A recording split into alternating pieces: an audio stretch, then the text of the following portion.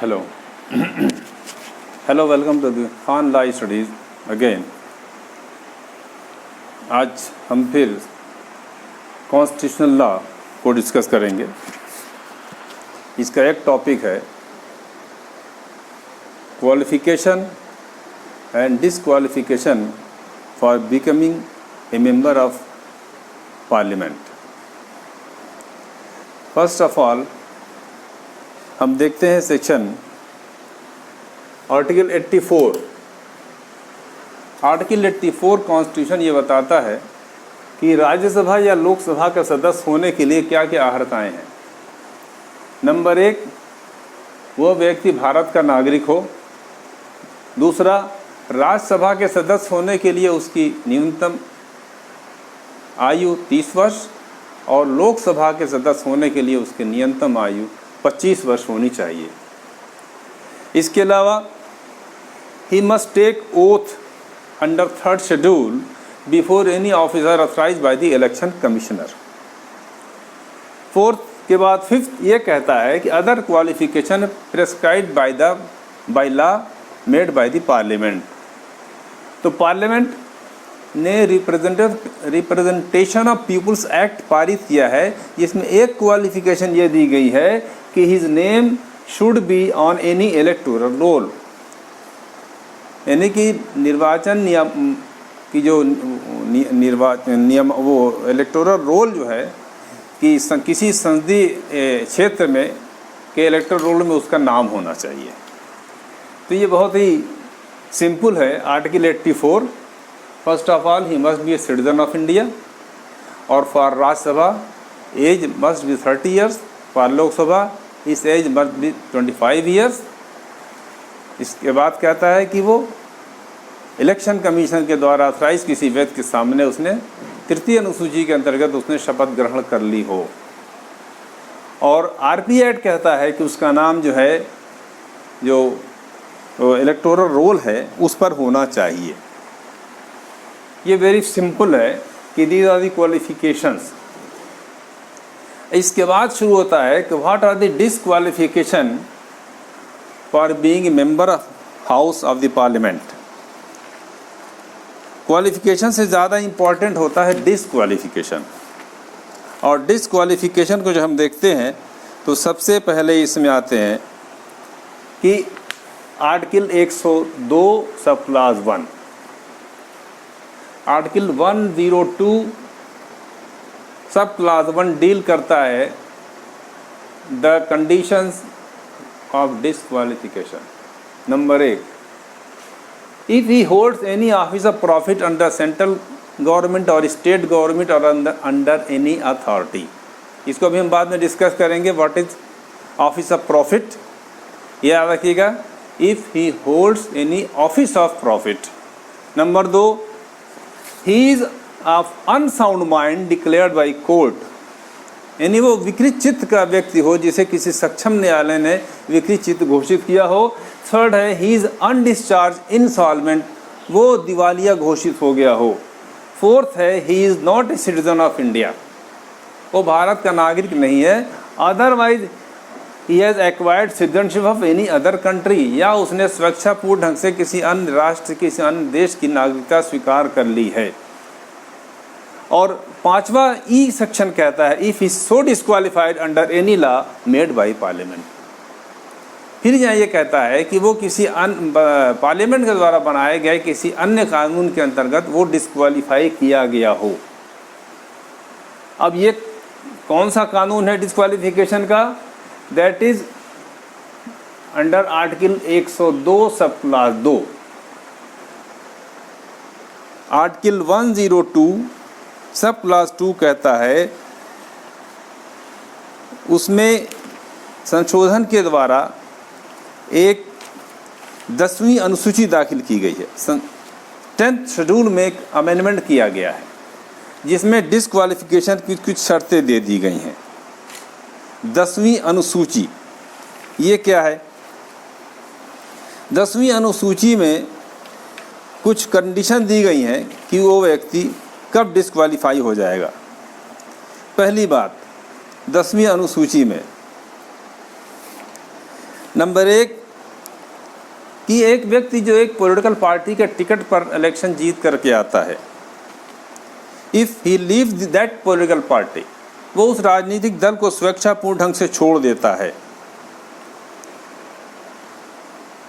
पहली बात, राजनीतिक दल को छोड़ने पर उसकी सदस्यता समाप्त हो जाएगी। दूसरी बात, ये राजनीतिक दल व्हिप जारी करते हैं, टू वोट और not to vote against any motion in the parliament. तो अगर ऐसा व्यक्ति, ऐसा सदस्य जिसकी राजनीतिक पार्टी ने कोई व्हिप जारी किया हो किसी मैटर पर वोट देने के लिए या किसी मैटर पर वोट ना करने के लिए, और ऐसे व्यक्ति ने उस व्हिप के अगेंस्ट, उस व्हिप के विरुद्ध जा करके पॉलिटिकल पार्टी के जो अधिकारी है, ऑथराइज पर्सन के द्वारा जारी व्हिप के विरुद्ध जा करके उसने उसके खिलाफ वोट नहीं किया हो या उसने एब्सटेन किया हो, वोट करने गया ही ना हो, तो ऐसे व्यक्ति की भी सदस्यता समाप्त हो जाएगी। इसमें शर्त यह है कि 15 दिन के अंदर राजनीतिक दल ने उसे क्षमा ना कर दिया हो। विदिन 15 डेज अगर उसकी पॉलिटिकल पार्टी उसे उसके इस कंडक्ट को कंडोन कर देती है तो उसकी सदस्यता बच जाएगी। फिर आता है नॉमिनेटेड मेंबर्स। कुछ मेंबर्स ऐसे होते हैं जो आर्ट है, लिटरेचर है, सोशल सर्विसेज है, स्पोर्ट्स है, इन क्षेत्रों से कुछ लोग नॉमिनेट किए जाते हैं जो मोस्टली राज्यसभा में होते हैं। तो नॉमिनेटेड मेंबर के बारे में ये है कि अगर ये आफ्टर 6 मंथ ये किसी पॉलिटिकल पार्टी को ज्वाइन कर लें, क्योंकि ये तो स्पेशल फील्ड से, स्पोर्ट्स से, आर्ट से, लिटरेचर से, साइंस से ये इनका सिलेक्शन हुआ था विशेषज्ञ के तौर पर। अगर ये किसी 6 महीने बीतने के बाद किसी राजनीतिक दल को ज्वाइन कर लेते हैं तो इनकी सदस्यता समाप्त हो जाएगी। अब आइए इंडिपेंडेंट, इसी सेक्शन आर्टिकल 102 में चल रहे हैं। इंडिपेंडेंट सदस्य कुछ लोग जीत के आते हैं जो किसी पॉलिटिकल पार्टी के टिकट पर नहीं लड़ते। अगर कोई इंडिपेंडेंट मेंबर किसी पॉलिटिकल पार्टी को ज्वाइन कर लेता है तो उसकी सदस्यता समाप्त मानी जाएगी। अब there are some exceptions.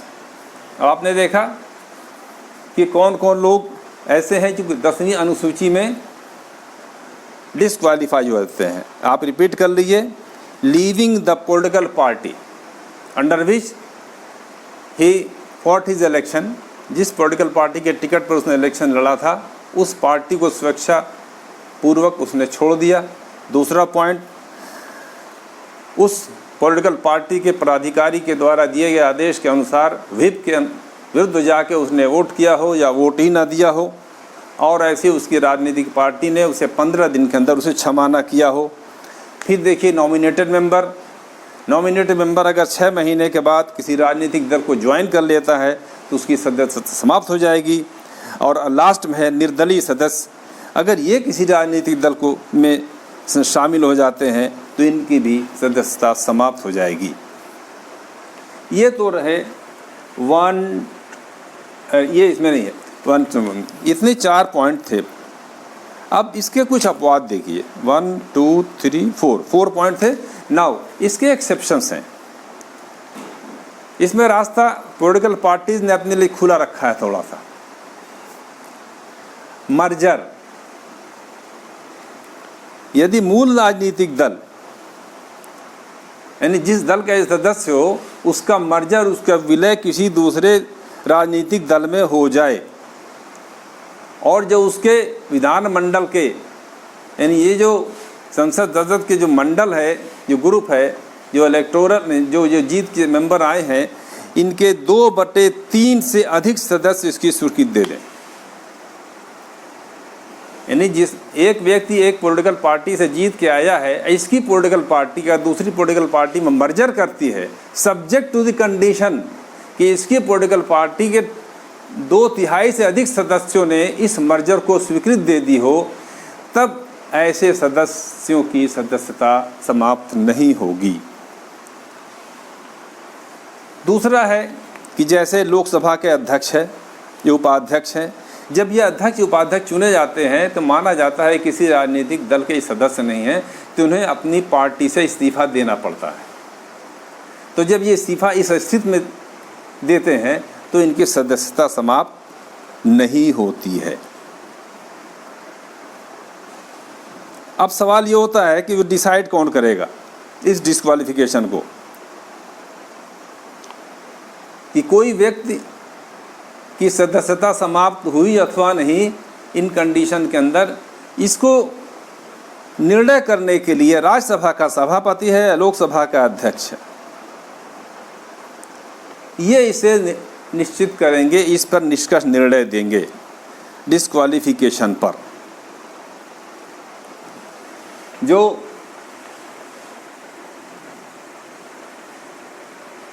Point 102 में ही बता दिया गया है कि अब ये सवाल ये उठता है कि ये जो लोकसभा के सदस्य स्पीकर है, राज्यसभा का जो चेयरमैन है, ये डिसाइड करेगा। 10वीं अनुसूची में एक पैरा 7 है।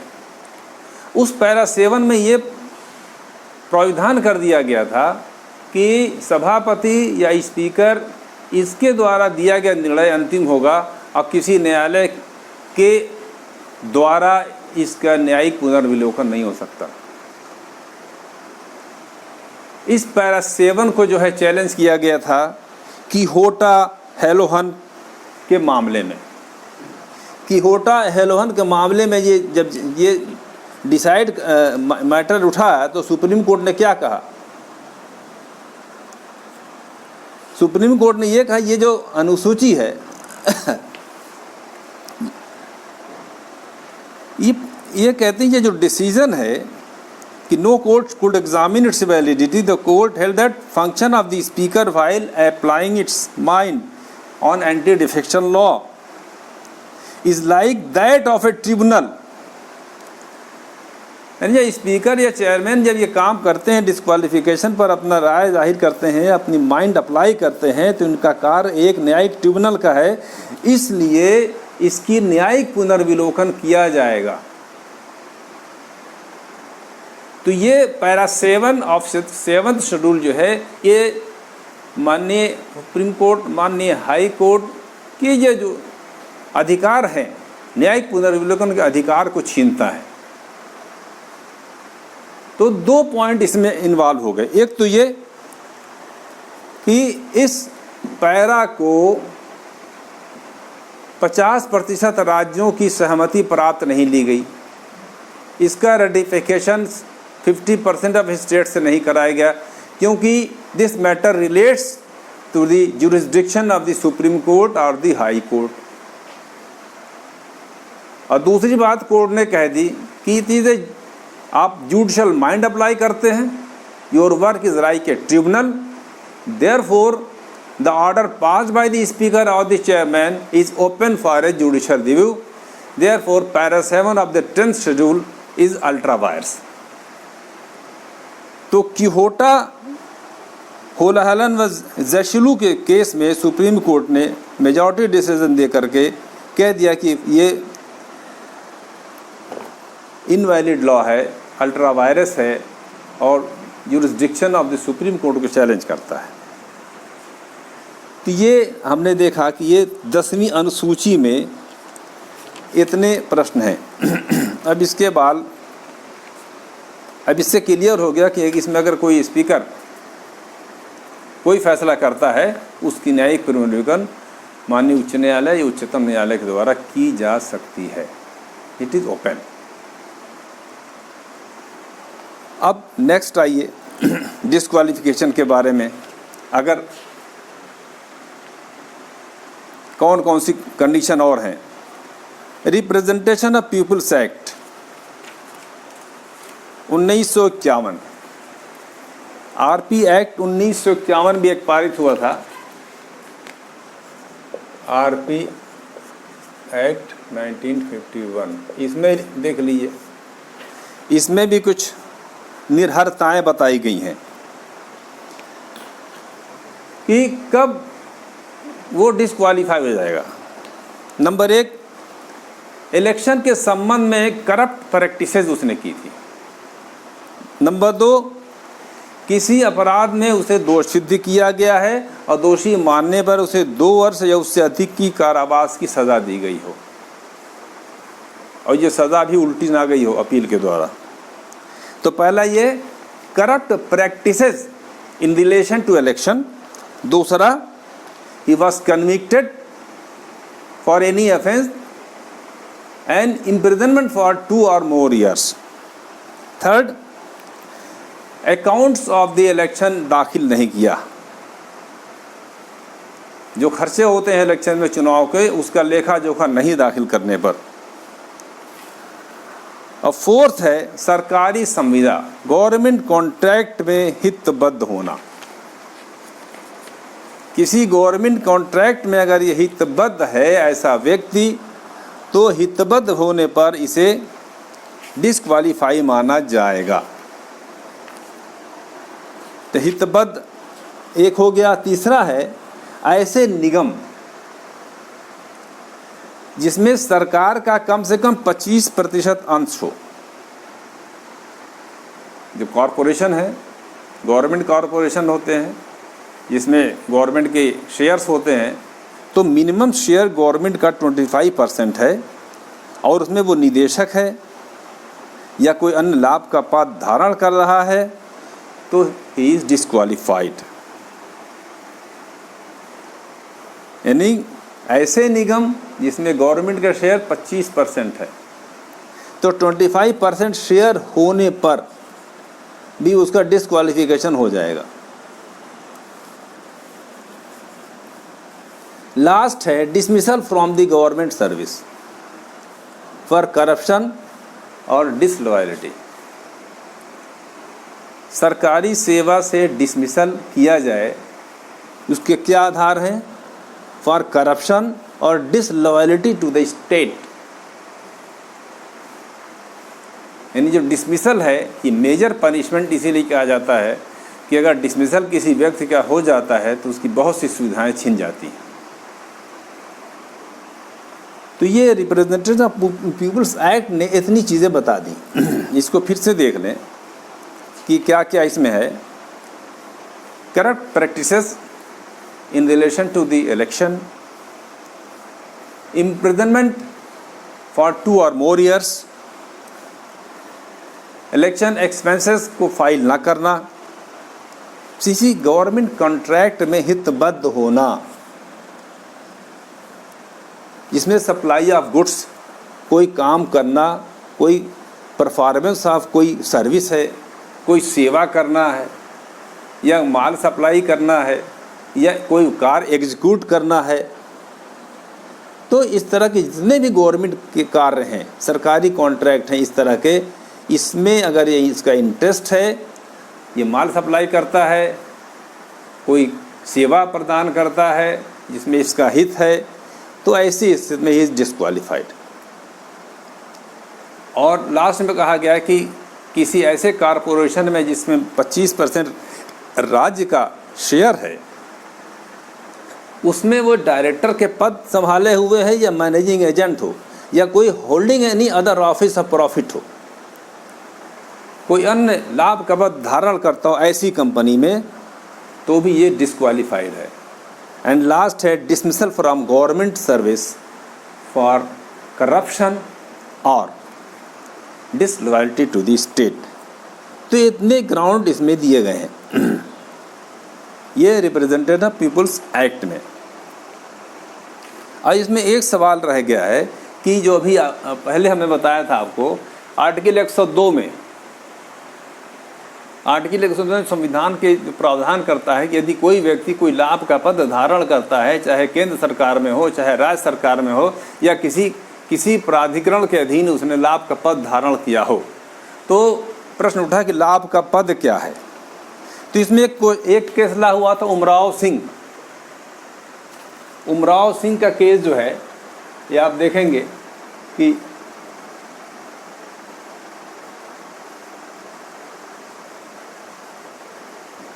उमराव सिंह वैसे दरबार सिंह, इसमें कोर्ट ने क्या कहा है कि ये लाभ का पद मतलब लाभ है या वेतन है, जो भी लाभ मिलता है वो वेतन के रूप में मिलता है, पारिश्रमिक के रूप में मिलता है,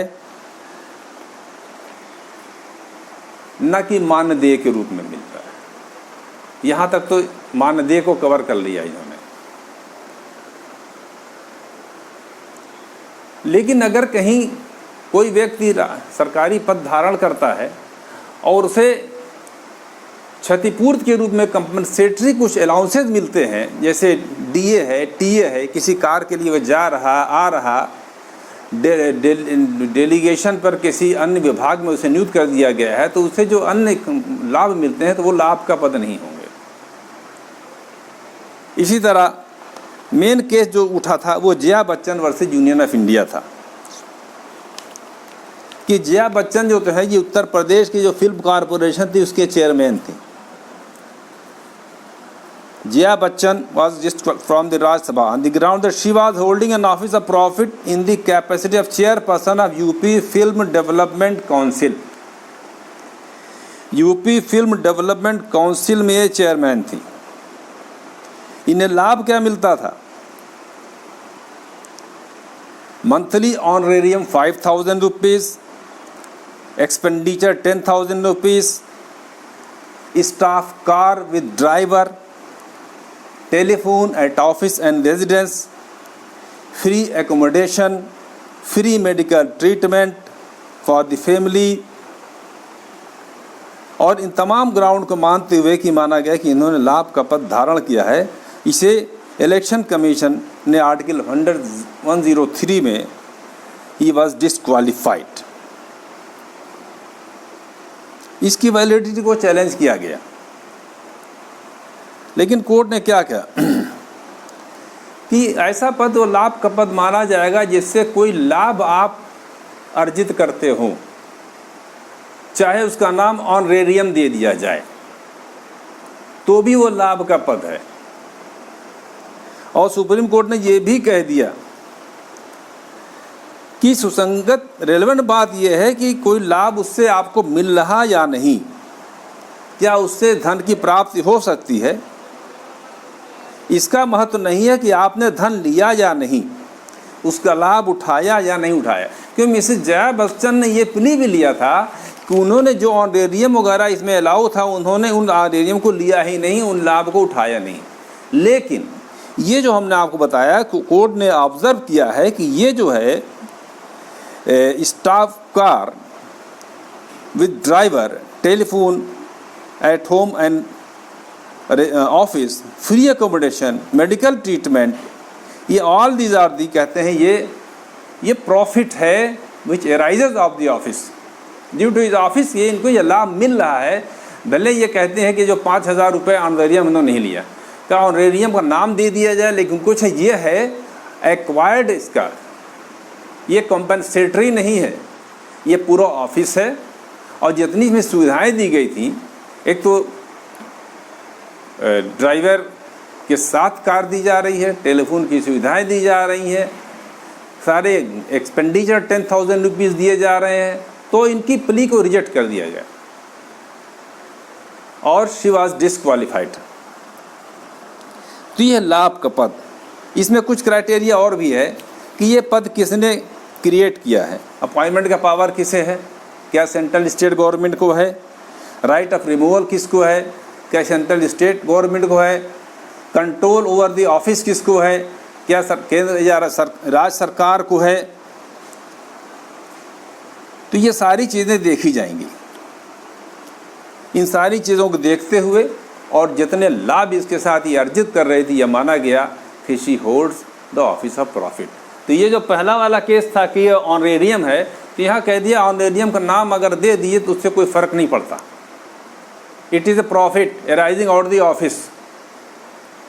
तो जो पहले 102 में डिस्क्वालिफिकेशन दी गई थी, वो इसमें एक ही दो case, Rai Singh Darbar Singh, Jaya Bachchan union of India के 2 केसेस हुए थे।